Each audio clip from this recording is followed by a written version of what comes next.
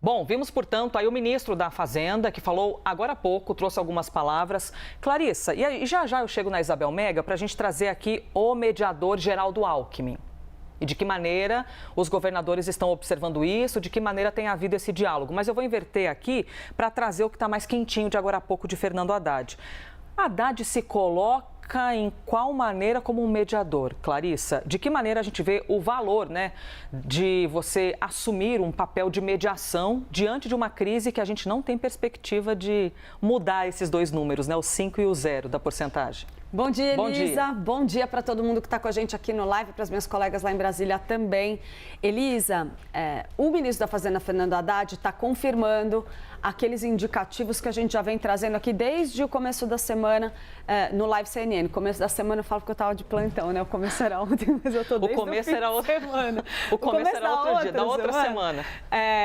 E está indicando ali claramente que ele se posiciona, se apresenta como a figura que vai liderar o diálogo com a Casa Branca, junto com o vice Geraldo Alckmin, a partir do momento em que essas tarifas forem impostas e que a mediação, de fato, se apresentar, que a Casa Branca, de fato, abra uma janela para uma negociação efetiva. Por enquanto, como a gente também adiantou o movimento ao longo da semana, Elisa, a gente está vendo os primeiros frutos, as primeiras aberturas daquelas conversas entre equipes técnicas, seja Fazenda e Tesouro Americano, seja Alckmin ali, Ministério do Desenvolvimento, Indústria e Comércio Exterior, com a área de comércio do governo de Donald Trump.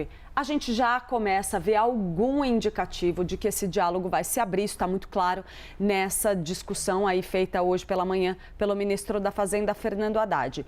O próprio ministro da Fazenda está ganhando um protagonismo muito grande nas últimas 24 horas, digamos assim, para quem está acompanhando isso no dia a dia, confirmando também a nossa expectativa, né, Elisa?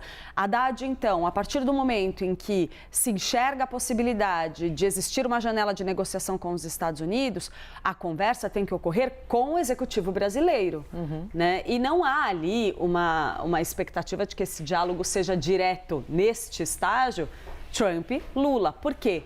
Tem havido um descolamento da parte política, então tanto Lula quanto Donald Trump fazem esse jogo mais ideológico, mantém ali plateia, a questão institucional para a plateia, o presidente brasileiro defendendo a soberania nacional, o presidente dos Estados Unidos pegando carona ali naquela polêmica do bolsonarismo para defender que os Estados Unidos não vão tolerar nenhuma infração à liberdade de expressão, falando sobre a atuação do nosso judiciário, o caso do ex-presidente Jair Bolsonaro, que responde ali pelo processo da trama golpista, e assim por diante. Mas no andar de baixo, as instituições estão começando a se falar.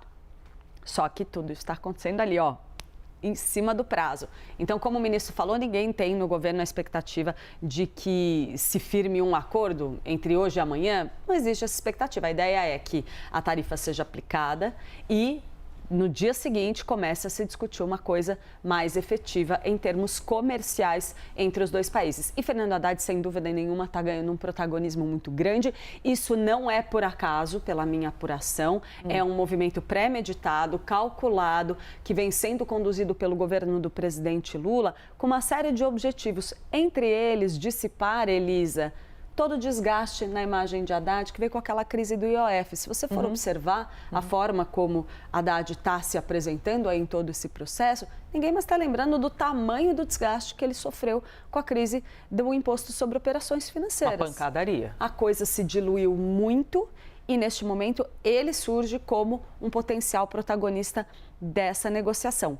Me chama muito a atenção que coube a Fernando Haddad ontem fazer uma declaração pública de que, se houver de fato o tarifaço, como se espera, o Brasil vai permanecer na mesa de negociações, vai insistir no diálogo, vai continuar tentando conversar. Ou seja, ninguém está aqui planejando inventar retaliação no dia seguinte. Até porque o governo brasileiro, como a gente também adiantou ao longo dos últimos dias, Elisa, está em contato com empresas nos Estados Unidos, contando com o apoio do setor produtivo lá para fazer pressão sobre o governo de Donald Trump.